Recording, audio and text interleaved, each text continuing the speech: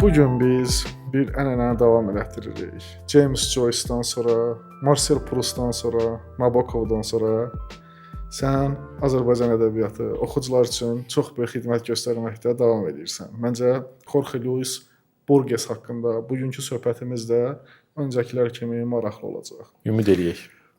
Borges kimdir? Mən söhbətə belə giriş vermək istəyirəm. Yəni Borges hamı tanıyır. Amma Borges edən nədir? Onun cavanlıq, məşhurlaşana kimi keçdiyi dövr, yaradıcılığın əsas istiqamətləri, Cənubi Amerikanın magik realist cərəyanına təsiri barədə istəyirəm ətraflı məlumat verəsən ki, bir oxucu heç nə oxumasa da sənin bu söhbətə baxıb Borgesi yaxşı tanısın. Borges, yəni 20-ci əsr dünya ədəbiyyatının ən ikonik fiqurlarından, ədəbi fiqurlarından biridir. Ancaq bu məşhurlaşma da belə birdən-birə ilk yaradıcılığa başladığı dövrdən başlamayıb. Borges şöhrətə biraz əslində qoca yaşında, 60 yaşından sonra çatıb. 86-87 il yaşayıb. Yəni onun 60 ilindəki onun şöhrəti daha belə deyək ki, məhdud, dar intellektual öz qitəsində, öz ölkəsində və yaxud da belə onunla maraqlananlar çevrəsində və yaxud belə deyək ki, daha çox İspan dilli mühitlə bağlı olan ölkələrdə tanınırdısa, o İspan dilli ölkələr onu daha çox tanıyırdılarsa, sonradan artıq onun dünya dillərinə tərcüməsi ilə bir yerdə 60 yaşından sonrakı, belə demək olarsa ömrünün 60 ilində daha çox Latin Amerikasında, öz ölkəsində İspan dilli mühitdə, son 25-26 ilində isə dünya çapında bir şöhrətə çatmış bir yazıçı olub. Doğulub düz 19-cu əsrin çıxacağında 1899, 24 avqust. Hansı səviyyədə İspan dilindən istifadə edib, İspan dilini hansı səviyyə, bədii səviyyə qaldırdığını biraz sonra danışacağıq. Amma bundan başqa o çoxdilli yazıçılar sırasında da çox məşhurdur Borgesin həyatı ilə bağlı faktlar. O mənada ki, məsələn, Borges İspan dilinin şah əsəri olan Cervantesin, məsələn, Don Kixot romanını İspanca yox, ingiliscə oxuyub uşaq yaşında. Yəni atası qəribə bir adam olub. Atası onun məktəbdə təhsil almasının əleyhinə olub. 9-10 yaşına qədər deyib ki, bu məktəbdəki təhsil adamları korlayan, düzgün istiqamətə aparmayan, onlardakı bütün yaradıcı təxəyyülü buxovlar altına salan bir təhsildir. Ona görə o evdə müəllim tutub, evdə təhsil. Valideynləri ilə bir yerdə müxtəlif illərdə, deməli Cenevrədə, sonra Madriddə və s. olduğu dövr ki, bunu təxminən biz Borgesin 18-19 yaşına qədərki dövrü deyə bilərik. Bu dövrdə Borges Cenevrədə olduğu müddətdə fransızca öyrənir. Özü oxuya-oxuya, Henrik Heine oxuya-oxuya almanca öyrənir. Uşaq yaşlarından evdə keçdiyi dərslə ingiliscəni bilir. Hətta gözü korlaşandan sonra 50 yaşından sonra özü öz gücü hesabına qədim Anglo-Sakson mətnlərini oxumaq üçün qədim Skandinav dillərini öyrənməyə də girişib, kifayət qədər də orada irəliləmiş bir adamdır. Dillər və mədəniyyətlər arasında bu dərəcədə rahatlıqla hərəkət edə bilən, dünyada bəlkə də Borges qədər çox az adamı tapmaq olar. Əvvəl şeirlə başlayıb, şeir kitabı çap elətdirib, sonra cavanlığında ikinci kitabı Ümidin Miqyası adında bir dənə esselər kitabı olub. Amma sonradan bu esselər kitabından imtina eləyib və onun deyilənə görə, belə bir özünün də yazdığına görə, bilmirəm indi nə qədəri doğrudur, nə qədəri Borgesian uydurmadır, gedib bir-bir onun ayrı-ayrı nüsxələrini pul verib özü baha qiymətə alıb, hamısının nüsxələrini yandırıb ləğv eləmək istəyib. Sonradan məşhurlaşandan sonraki Amerikada və s. konfranslara gedəndə özü zarafatla belə deyirdi ki, mənim cavanlıqda Ümidin Miqyası adında bir dənə çox axmaq kitabım çıxıb. Qorxuram ki, mənim ölümümdən sonra kimsə gedib həmin kitabı tapar, deyər ki, Borgesin ən yaxşı kitabı elə buymuş. Sonra Borgesin jurnallar ətrafında onun belə deyək məşhur fəaliyyəti başlayır. Məsələn, burada biz Victoria Ocampo'nun rəhbərliyi altındakı məşhur Sur jurnalının adını xüsusi xatırlaya bilərik. 1929-cu ildə Sur jurnalı ətrafında bir, belə deyək də, bu jurnalın ideyası ətrafında söhbətlər başlayır. Bir Amerikalı müəllif gəlir Argentinaya və tədbirlərin birində çıxış edəndə deyir ki, bəs bu Argentinalı gənclərə onların davamlı dünya mədəniyyəti ilə tanış olması üçün bir samballı jurnal lazımdır. Onlar dünyada kimlər nə yazırlar, kim müzakirə olunur, hansı təhlil metodları var, dünyada hansı kinolar var, kim kinodan resenziyanı necə yazır deyə bunlar bilməlidirlər. Yoxsa bunlar qalacaqlar avara, orada ismək, burada qeybət qarşılayacaq. Belə bir jurnala ehtiyacı var. Victoria Ocampo da çox varlı, aristokrat bir ailədən bir qadındır, çox intellektual bir qadındır, biraz da pedant dərəcəsində müəyyən xarakterik xüsusiyyətləri var, çox məsuliyyətlidir. Ailəsindən buna miras qalır və bu da qərara gəlir ki, bu belə deyək, bu jurnalı bərpa eləməlidir. Jurnalın adında Victor Ocampo'nun daimi şəkildə xaricdə yazışdığı İspan dilli ədəbiyyatının ən böyük fiqurlarından biri olan böyük filosoflarından biri olan José Ortega y Gasset qoyur və o redaksiya heyətində yer gəlmişdir. Onların hamısının adları var. Alfonso Reyes, sonradan Pío Casares və sair bildiyim bütün Latin Amerika ədəbiyyatının, Argentin ədəbiyyatının belə deyək də astarı. Bu jurnal çıxmağa başlayır. Ancaq jurnalın birinci nömrəsi ilə bağlı çox maraqlı, məzəli bir əhvalat, bir anekdot var. Bu ondan ibarətdir ki, Victor Ocampo'nun nə qədər intellektual olsa da, jurnal təcrübəsi, jurnalların necə olması təcrübəsi Borgesdən daha azdır. Çünki Borges dünya mədəniyyətini daha çox izləyir, görüb, falan eləyib. Özləri də cavanlıqda bir-iki dənə bir jurnal buraxmağa çalışıb onu batırıblar təbii olaraq. O mənada onun jurnalın necə olmağı haqqında təsəvvürləri, yəni xanımdan daha, Ocampo'dan daha çoxdur. Ocampo jurnalın birinci nömrəsinə ağır taxtalı, o dövrün belə ağsaqqal yazıçılarının yazılarını doldurur, filosoflarının və s. Belə deyək ki, onların belə təxminən onların xalq şairləri, xalq yazıçıları statusuna uyğun gələcək, biraz da hörmətli qoca nəslin nümayəndələrini dolduranda Borges gəlir birinci nömrədə deyir ki, bura nə qədər Homer doldurmusan?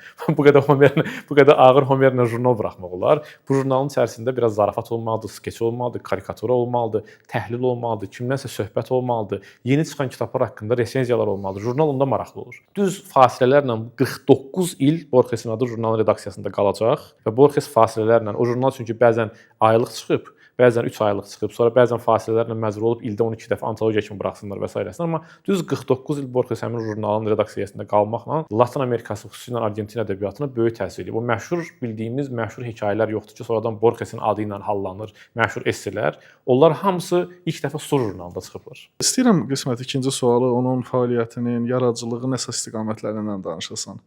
Əsasən Borges eləyən əsərlərindəki hansı ab-havadır? Gəl amma bir dənə də şeyi xatırladım. Onu da deyim, oradan eləməyə gəlir ki, həyatındakı bu məqamla onun yaradıcılığının dönüş nöqtəsinə keçidi izah eləmək daha rahat olar. 1939-cu ildə Borges bir axşam bir tanışlarını öz ailəsini, atasının, anasının yanına, evlərinə qonaq gətirmək üçün qarşılamağa çıxanda, bu özdə deməli yeni il ərəfəsində baş verib bu hadisə.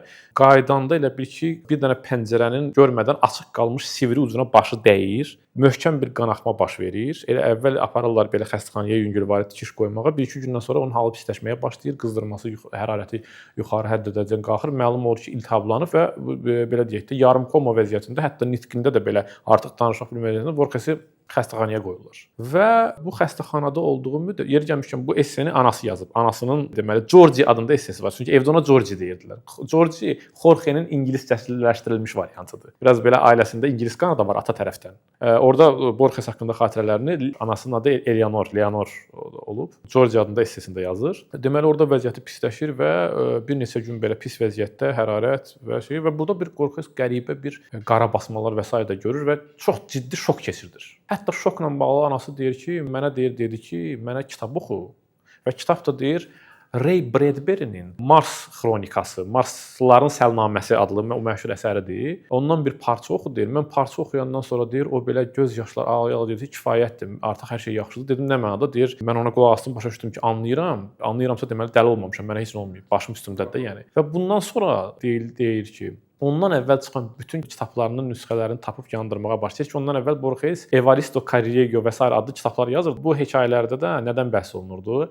Argentinanın belə ara küçələrində falanında belə deyək də onların dəliqanlılarının, lotlarının, qoçularının falanlarının bir-birinə bıçaqlaşmalarından falanlarından belə ara məhəllələrin söhbətlərindən ibarət hekayələrdir. Onların hamısından imtina edilir və bundan sonra Borgesin dönüş məqamı bu qəribə travma ilə sanki belə uyğunlaşdırılır. O dövrdən sonra o əvvəl yazdıqlarından imtina eləyib sonra ilk dəfə dönüşünün məqamında yazdığı hekayə Don Quixote-un müəllifi Pierre Menard hekayəsidir. Don Quixote-un müəllifi Pierre Menard hekayəsi Sur jurnalında çıxandan sonra çox inanılmaz dərəcədə reaksiyalar doğurur və Borgesin özünün yaradıcılığından sonrakı biz deyəcəyik ya Borgesian hekayə, Borges deyəndə yadımıza nə düşür? Bax o ilk elə bir ki onun nümunəsini orada görürük. Nədən ibarətdir bu hekayə? Bu hekayənin üstündə xüsusi durmağa ehtiyac var, həm dönüş məqamıdır, həm də sonradan bəlkə də ən çox sitat gətirilən, istinad edilən hekayələrdən biridir dünya ədəbiyyatında bu günə qədər. Burada deməli Borges Pierre Menard adlı fiktiv bir yazıçı obrazı yaradıb. Bu fiktiv yazıçı, fransız yazıçısı belə bir qəribə, ağlasığmaz iddia ilə çıxış eləyir ki, o Cervantesin Don Quixote romanını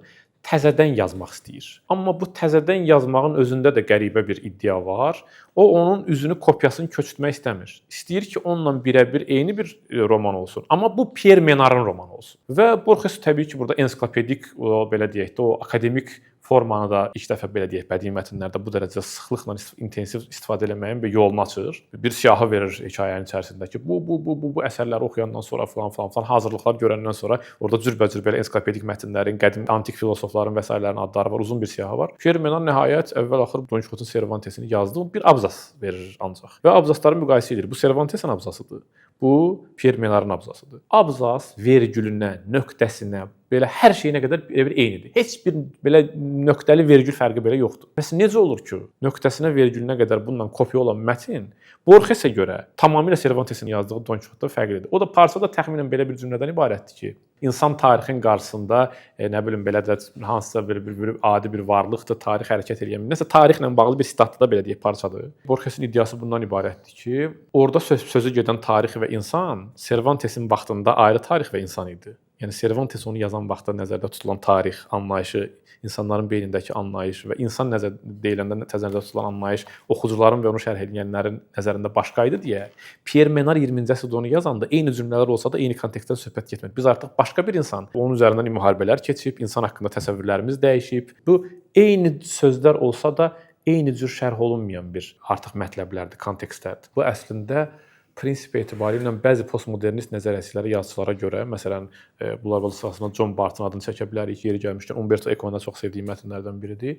Bu orijinal mətn yazmağın qeyri-mümkünlüyü haqqında parodiyadır. Yəni biz ancaq orijinal kontekstdə, stilə və yaxud şərhə nəsə deyə bilərik. Orijinal artıq mövzu ola bilməz. Mənim birinci sualım ondan ibarətdir ki, Borges bəlkə də dünyada olan böyük yazıçılardan birincisi bəlkə də elə bir dənədir ki, romanı yoxdur. Ancaq hekayələr, esselər və şeirlər, mənə elə gəlir şeirlər də səhv eləmirəmsə bir müddətdən sonra yazmayıb. Daha çox hekayə və esseyə fokuslanıb. Məsələn, sənin fikrin bu barədə nədir? Sən necə düşünürsən ki, yəni nə üçün o romandan imtina edib? Yəqin ki, bunun da bir faktları var və hekayələrində indi belə bir məşhur əhvalat var.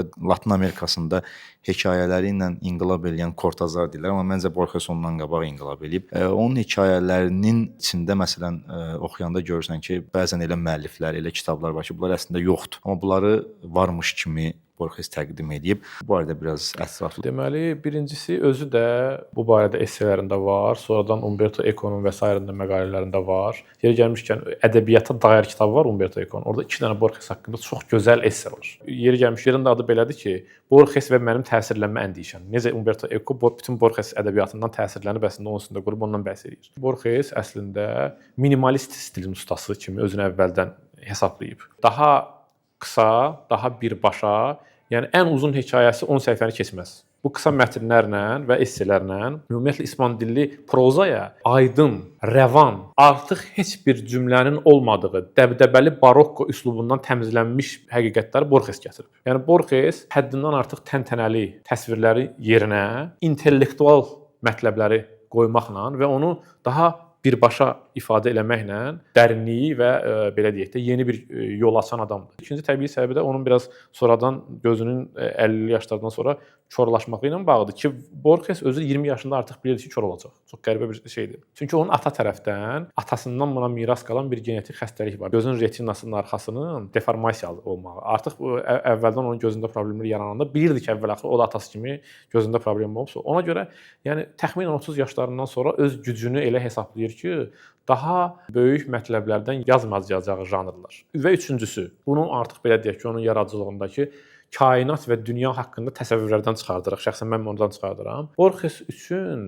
roman cilovlarını tuta bilmədiyim bir sonsuzluğu ifadə eləyirdi. Bu da onu qorxudurdu həmişə. Baxın hekayələrində Babil kitabxanası, yolları haçalanan bağça və sair bütün hekayələrində sonsuzluq qarşısında insanın Alef, ən məşhur hekayələrindən biri nədir? Alef. Hamısında insanın bilgisinin sonsuzluq qarşısında məhdudluğu var. Roman da ona həmin o sonsuzluğu ələ gəlməyəni belə assosiasiya eləyirdi. O fikirləşirdi ki, yəni mən bacardığım, gücüm çatan rakursların və janrların içərisində oynamalıyam və orada özümü ifadə edə bilərəm. Üstəgəl Borges dünya ədəbiyyatını nəyə gətirib? Borgesə qədərki ədəbiyyat, artıq Avropa ədəbiyyatı belə qatı rasionalist, realist, naturalist bir mətnlərdən artıq belə cana gəlmişdi. Gerçəkliyi olduğu kimi təsvir etmək. Və bu ədəbiyyat düşüncəsinin içərisində fantastik olanın, təxəyyül məhsulu olanın, fiction olanın, fiktiv olanın haqqları biraz təcavüzə məruz qalmışdı. Onun haqqı yeyilirdi. O tipli janrlar da hətta yazanlar da belə ikinci dərəcəli hesab olunurdu. Borges ilk dəfə bu janrlar arasındakı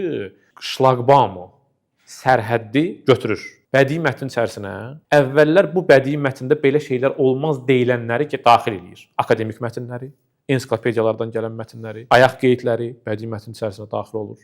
Fantastik olanlar gəlməyə başlayır. Hardasa əslində məsələn mövcud olmayan bir ensiklopediyanın müəllifi haqqında mətn içərisinə daxil olmağa başlayır. Borges ilk dəfə biz nəyə görə ancaq öz bildiyimizi və gözümüzlə görünən yaşadığımız həyatla məhdudlaşmalıyıq və bunu yazmalıyıq. Niyə özümüzə belə bir məhdudiyyət qoymalıyıq baryerini dağıdır. Deyir ki, bütün dünya ədəbiyyatı mənim mirasımdır. Bildiyim, oxuduğum, anladığım bütün fəlsəfələr, tarixi mətnlər, dini mətnlər hamısı mənim öz malıma çevirə biləcəyim materiallardır. Mən niyə özümü o məhdudlaşdırmalıyam? Hətta belə deyək ki, bizim milli əfsanələrə ehtiyacımız var. Bu milli əfsanələr bizim klassik mənada bildiyimiz mifdəki əfsanələr yoxdur. Yəni ki, müəllifi olan əfsanələr olmalıdır. Necə ki, qədim zamanlarda bizim bu gün oxuduğumuz o obrazlı, gözəl, çoxlu şərhə açıq olan miflərin hamısı kim yazıb? Bu gün adını bilmədiyimiz anonim müəlliflər yazıb da, düzdür? O müəlliflər özlərinə necə ki o azadlığı veriblər, özlərinə baryer qoymayıblar ki, mən elə düşünməyim, belə düşünməyim, düzdür? Biz niyə o azadlığı verməyək? Biz niyə özümüzə baryerlər qoyaq ki, hansısa siyasi ideologiyaya görə, hansısa nəzəriyyəçinin nəzəriyyəsinə görə? Bu baryerləri götürməyinə görə də bəzən postmodernlər özləri onun belə deyək də əcdadı sayırlar da. Bunun əslində ədəbi mənada bədii mətnlərdən, esselərdən birinci eləyən Borgesdir. Bir alman filosofu olub. Hans Blumenberg. Hans Blumenbergin məşhur dünya fəlsəfə fikrinə gətirdiyi bir anlayış var. Buna deyir realizmin tiranlığı. Almancasını bəlkə səhv səsləndirərəm. Die Tyrannei der Wirklichkeit belə deyirlər. Bəlkə də ola bilsin vurğular düzdür. Gerçəkliyin tiranlığı. Gerçəkliyin tiranlığı deyəndə nəzərdə tutulan odur ki, deyir ki, bir insan həyatın müvəqqətiliyi, faniliyi qarşısında yaşamaq üçün özünə bəzi sistemlər yaradıb. Bu sistemlər fəlsəfədir, dindir, teologiyadır, ədəbiyyatdır, yaradıcılıqdır, kinodur və s. Həddindən artıq rasionalizm bütün bunların hamısının gerçək olmadığını iddia eləyəndə insan özünü çılpaq və müdafiəsiz hiss edir. Bu gerçəkliyin tiranlığıdır. Yəni biz dünyanın xaosu qarşısında mif vasitəsilə ona bir kosmosa çevirmişik. Dünyanın faniliyi, qəza və qədəri din vasitəsilə ələ gələn, yaşa bilən, başa düşülə bilən hala gətirmişik. Ədəbiyyatla tənhalığımıza alternativ dünyalar yaratmışıq. Bir də var amma ki, yox, məsələn bu real deyil, reallığın qaydaları var. Ancaq Newton qanunları da sanki belə deyək, düzdür. O gerçəkliyin insana tiranlıq elədiyi bir haldır deyir. Ona görə biz xəyalı, təxəyyülü, yaradıcı təxəyyülün haqqını verib onu müdafiə etməliyik. Gerçəkliyi anla, amma onun məhkumu olma. Belə deyir ki, yəni bu dünyada ancaq Newtonun almaları yoxdur da, nağıllardakı almadan da yemək lazımdır. Yəni yerin cazibə qanunundan başqa bu nağılların da alması var da, o gerçəklik də insana lazımdır. O gerçəkliyi insanın əlindən ala bilməzsən. Borgesin hekayələrində müəyyən mövzular və ya da elementlər, hətta əşyalar var ki, bu tez-tez təkrarlanır. Güzgü, labirint, yuxu. Bunları bir dənə yığcamlaşdırıb bölmə-bölmə bölərək həm də hekayələrlə də imkan varsa, məsələn hansı hekayədə hansı element var. Onları deyək ki, həm də oxucular Borgesi oxuyanda bilsinlər ki, hansı hekayədən də başlaya bilərlər və ya da bitirə bilərlər, hansı hekayələrdə əsasdır. Çox hekayələrini demək olar. Məsələn, Tlön Uqbar Ortius Tertius hekayəsi.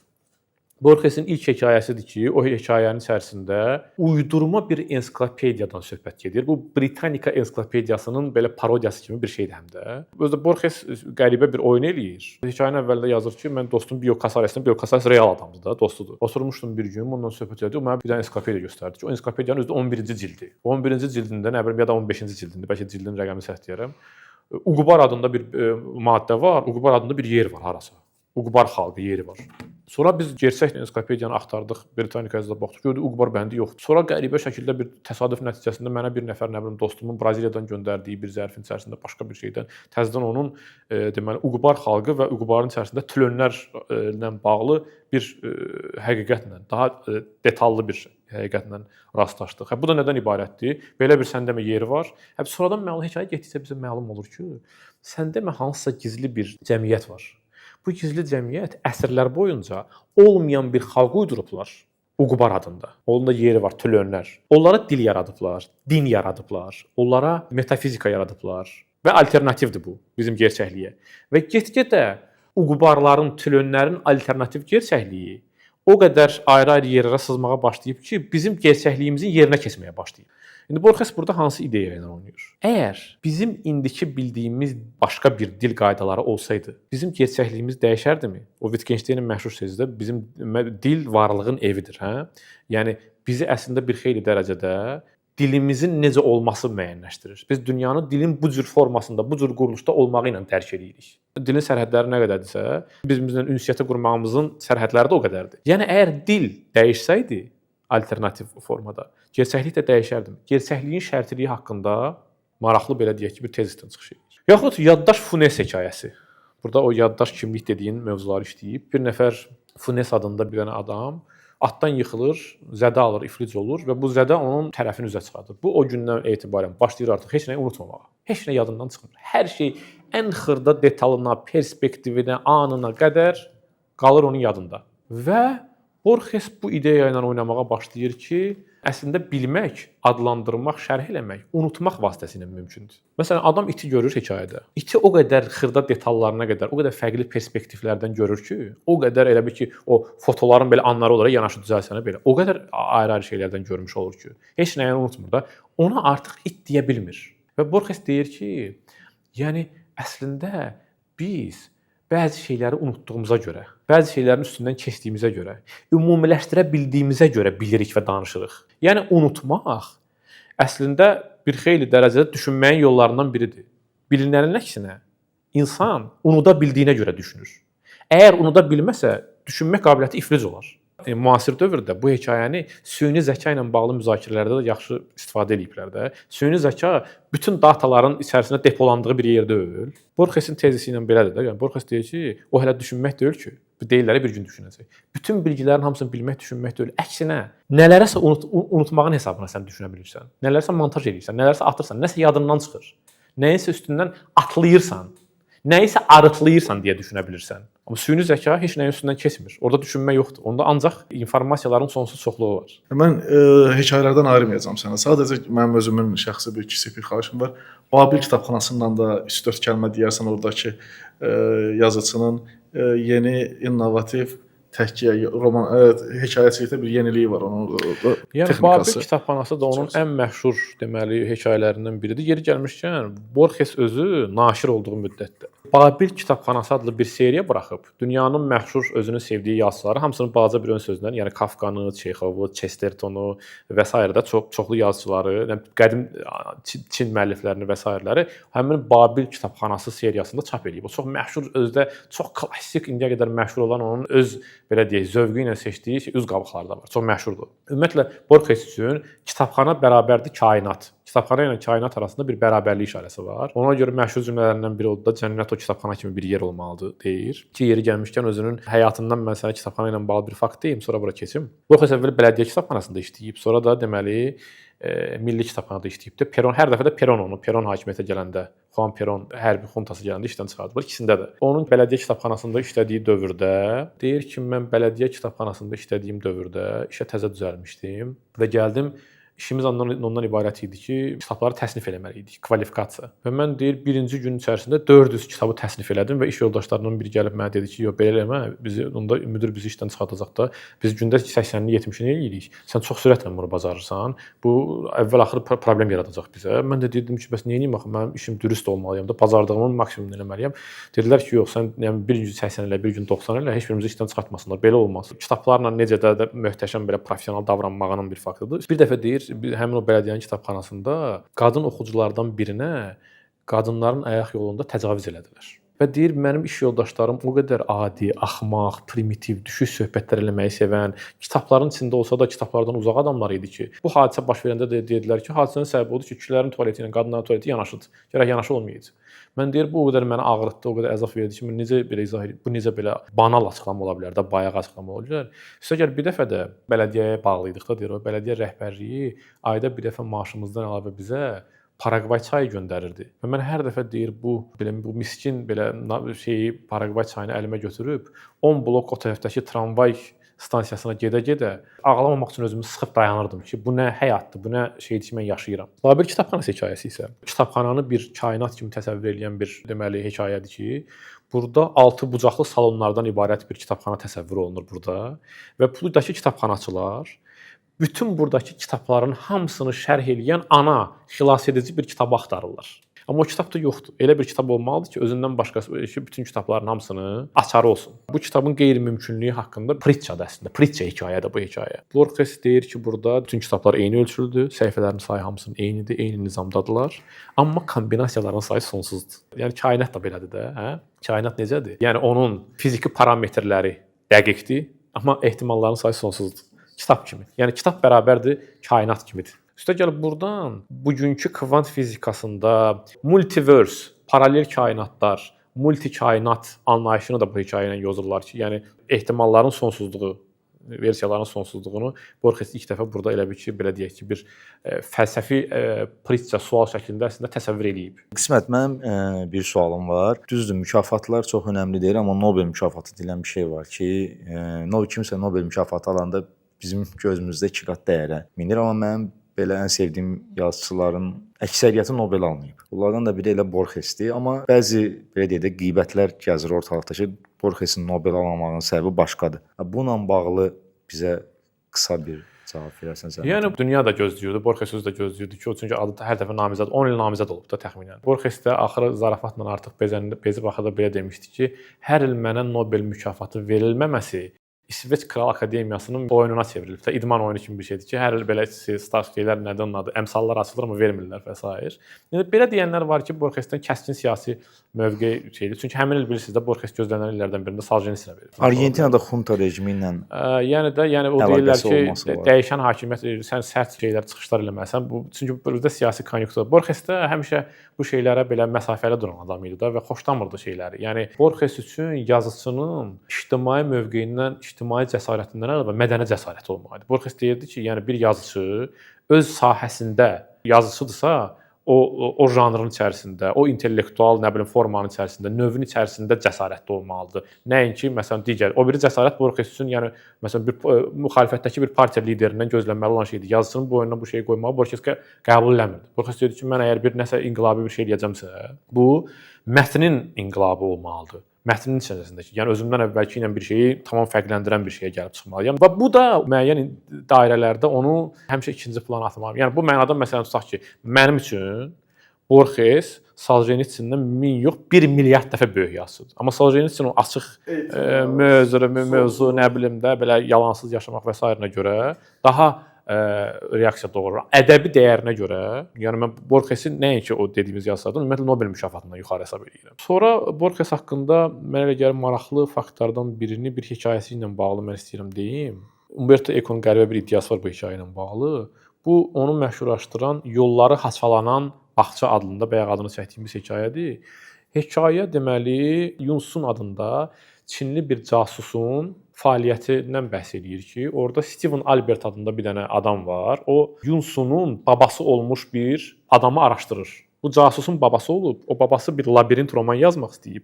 Steven Albert adında bir dənə adam da bunu araşdırır. Bu xəbər ötürməlidir bir şəhərin bombalanması ilə bağlı öz ölkəsinə ki, falan şəhər bombalanacaq. Bu şəhərin bombalanması ilə bağlı xəbəri belə bir şey edir. Gedir həmin o Steven Alberti öldürür. Çünki Albert adı həmin bombalanacaq şəhərin adı ilə bir adaşdır. Bu yolla almanlar bilirlər ki, o şəhər bombalanacaq. Amma burada maraqlı başqa bir şey olur. Öyrənir ki, onun babası bir deməli sonsuzluğa açılan, versiyaları sonsuz olan, nəticəsi finalı bir cür olmayan bir labirint roman təsəvvür edib inşa edilmiş. Həm bu labirint də, həm romandır. Yolları haçalanan bağça da budur. Bir finalı olmayan, bir nəticəyə köklənməyən bir şey. Umberto Eco da deyir ki, ilk dəfə bu hekayədə Borges World Wide Web yoxdur. Bu internet dediyimiz şey təsəvvür edib. O da elədir də deyir. Yəni orada da bir variant yoxdur. Ayrı-ayrı linklərin içərisində sən sonsuz ehtimalların içərisində gəzişirsən. Yəni prinsipcə deyir Borges intertekstuallığın da o tərəfinə keçir. Hipertekstuallığı təsəvvür edən ilk adam. Bu şeydə Black Mirror-ın bir bölümü var idi. Bandersnatch nədir? Sonra finalları yəni hipertekst nədir? Bu gün içində olduğumuzda hipertekst dediyimiz şeydir. Sən bir dənə bir hansısa bir dənə sayt açmısan, onun içində bir linkdən başqa linkə keçsən, başqa linkdən başqa linkə keçsən, düzdür? Hər link başqa bir ehtimalı doğurur. Bu Nobellə bağlı bir qeydimi deyim. Həmişə Nobel mükafatı almayan, amma ona layiq olan yazıçılarla bağlı içində təəssüf hissi keçirirəm.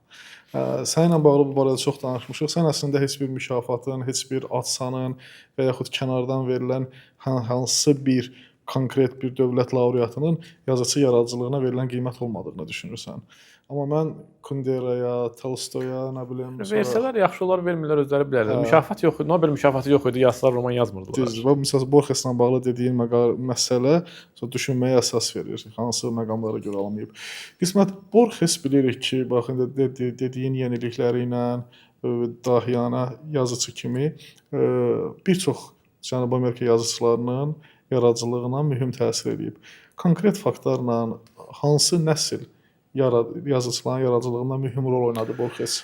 Yəni Borges çap olunandan sonra 60 yaşından sonra dünyada o deməli artıq konfranslar verməyə başlayanda, Amerikanın, nə bilim, Fransanın hər yeri gedib gəzməyə başlayanda ki 20 il artıq onun o şöhrətinin dünya turuna çıxır da belə deyək, o dövrüdür. O dövrdən sonra o həm eyni zamanda qəribə şəkildə əvvəllər tanınsa da sanki xaricdə təsdiqlənəndən sonra öz ölkəsində də hörməti artır, daha çox artır. Çox qəribə şeydir. Kənarda həmişə təsdiqlənəndə öz ölkəndə də belə səni birdən başqa cür görməyə başlayırlar. Latin Amerikası ədəbiyyatında əvvəl məsələn mən Mario Vargas Llosa'nın bir essesini tərcümə etmişdim, Borgesin labirintləri. O deyirdi ki, mədəniyyətin mərkəzi Fransa idi.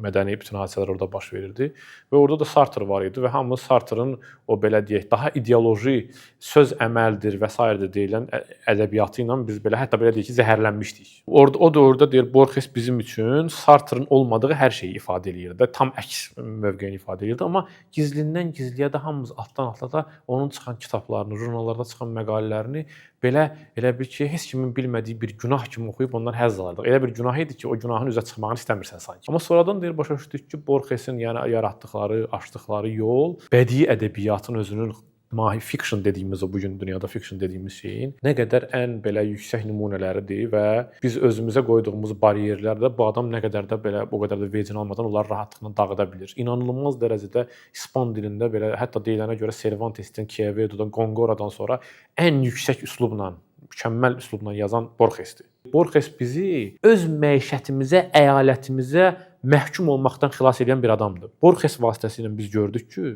Buenos Airesdə oturan bir Argentinalı dünya mədəniyyətinin içərisində sakit, rahat, kompleksə düşmədən gəzişə bilər. Gedib Fransada fransızların qabağında Hugo'dan, ingilislərin qabağında Shakespeare'dən danışa bilər. Bütün bu kompleksləri hamısını bizim üçün qıran, Latin Amerikası ədəbiyyatının ümumiyyətlə dünyaya maraq, diqqətin ora yönəlməsinin səbəbi hamısı Borgesin konfranslarında danışdıqları elegant ingiliscə danışmağı, elegant fransızca danışmağı, dünya mədəniyyətinin içində rahat gəzişməyi fikirləşirdik ki, ancaq bizim yazdıqlarımız mövzular hansısa bir başqa mədəniyyətlə allüziyaya girmək, onunla bir intertekstual bağ qurmaq pis sayılırdı. Üstümüzdəki bütün mədəniyyət komplekslərini Borges qırdı. Umberto Eco kimi bir adam. Umberto Eco birisi də deyir ki, əgər o dünya olsa, o dünyada kimlə görüşmək, yalnız Borgeslə söhbətləşmək istəyərəm. Bayaq dedim, Borges və təsirlənmə əndişəsi essesində nə qədər Don Quixote'un müəllifi Pierre Menard. İndi başqa bir hekayəsindən danışacağam, o hekayəsindən danışır. Tülön Uqbar Orbius Tertius, Yaddaş Funes və s. hekayələrinin nə qədər ayrı-ayrı mənə modellər verdiyini, bütün romanlarımda Qızılgülün adından tutmuş Foucault'un Kəfkirinə qədər və s. romanlarımda nə qədər Borgesin deyir, mən hətta bəzi müddətdə sənin Borgesin təsiri var deyiləndə deyir, mən şuurlu şəkildə Borgesdən əvvəl qədim dövrlərdə olan Borgesin də təsirləndiyi filosofların adlarını çəkib özümdən Borgesin təsirini üstümdən atmaq istəyirdim. Amma indi müəyyən artıq kamil yaşda başa düşürəm ki, mən ilk dəfə Borges oxuyanda onun cazibəsinə düşmüşəm və birini deyəcəm. O bayaq dedim adlarını çəkdim. Bir dənə hekayəsinin xüsusi təsirindən danışır ki, o hekayələri danışanda mən adını unutdum. Averroes'in axtarışı, yəni İbn Rüşdün axtarışı adında bir dənə məşhur hekayəsi var bu. Mən də çox sevdiyim hekayələrdən biridir. İbn Rüşd bilirsiniz ki, Aristotelin deməli tərcüməçisi və şərhçisi olub, kommentator olub. Borges belə bir oyun təqdim edir burada, deməli yenə bu hekayədə ki, İbn Rüşd Aristotelin Poetika kitabını tərcümə edir. Deməli amma burada gəlir tragediya və komediya anlayışlarının qabağına gələndə, deməli İslam ərəb coğrafiyasında teatr yoxdur deyə, komediya və tragediya nədir deyə bunu bilmir. Bunu ancaq təsəvvür etməlidir. Yəni deyir ki, İbn Rüşd dahidir, dünyanın ən zəkalı adamlarından biridir.